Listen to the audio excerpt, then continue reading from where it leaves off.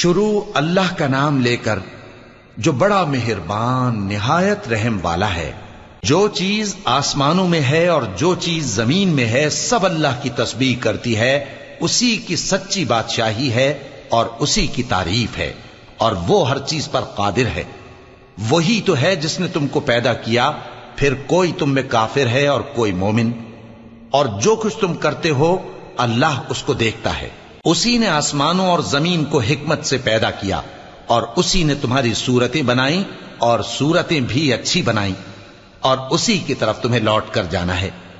جو کچھ آسمانوں اور زمین میں ہے وہ سب جانتا ہے، اور جو کچھ تم چھپا کر کرتے ہو اور جو کھلم کھلا کرتے ہو اس سے بھی آگاہ ہے، اور اللہ دلوں کے بھیدوں تک سے واقف ہے۔ کیا تم کو ان لوگوں کے حال کی خبر نہیں پہنچی جو پہلے کافر ہوئے تھے؟ تو انہوں نے اپنی کرتوت کی سزا کا مزہ چکھ لیا، اور ابھی دکھ دینے والا عذاب اور ہونا ہے۔ یہ اس لیے کہ ان کے پاس پیغمبر کھلی نشانیاں لے کر آتے تو وہ کہتے کہ کیا ایک آدمی ہمیں ہدایت کرے گا؟ تو انہوں نے ان کو نہ مانا اور منہ پھیر لیا، اور اللہ بھی بے نیاز ہو گیا، اور اللہ بے نیاز ہے، لائق حمد و ثنا ہے۔ جو لوگ کافر ہیں ان کا اعتقاد ہے کہ وہ دوبارہ ہرگز نہیں اٹھائے جائیں گے۔ کہہ دو کیوں نہیں؟ میرے پروردگار کی قسم تم ضرور اٹھائے جاؤ گے، پھر جو کام تم کرتے رہے ہو وہ تمہیں بتائے جائیں گے، اور یہ بات اللہ کو آسان ہے۔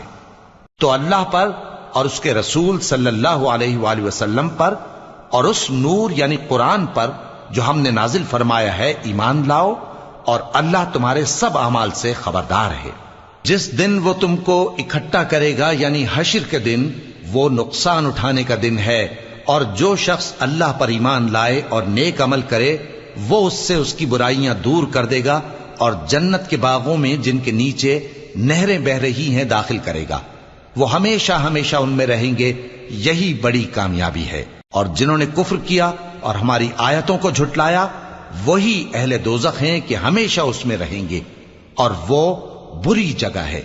کوئی مصیبت نازل نہیں ہوتی مگر اللہ کے حکم سے، اور جو شخص اللہ پر ایمان لاتا ہے وہ اس کے دل کو ہدایت دیتا ہے، اور اللہ ہر چیز سے باخبر ہے۔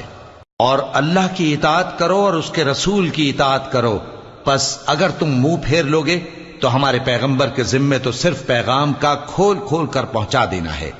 اللہ جو معبود برحق ہے اس کے سوا کوئی عبادت کے لائق نہیں، تو مومنوں کو چاہیے کہ اللہ ہی پر بھروسہ رکھیں۔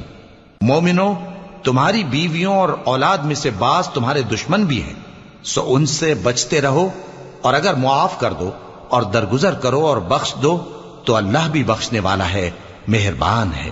تمہارا مال اور تمہاری اولاد تو آزمائش ہے، اور اللہ کے ہاں بڑا اجر ہے، سو جہاں تک ہو سکے اللہ سے ڈرو اور اس کے احکام کو سنو، اور اس کے فرمانبردار رہو، اور اس کی راہ میں خرچ کرو، یہ تمہارے حق میں بہتر ہے۔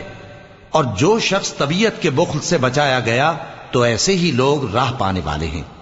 اگر تم اللہ کو نیک نیتی سے قرض دو گے تو وہ تم کو اس کا کئی گنا دے گا، اور تمہارے گناہ بھی معاف کر دے گا، اور اللہ قدر شناس ہے، بردبار ہے، پوشیدہ اور ظاہر کا جاننے والا ہے، غالب ہے، حکمت والا ہے۔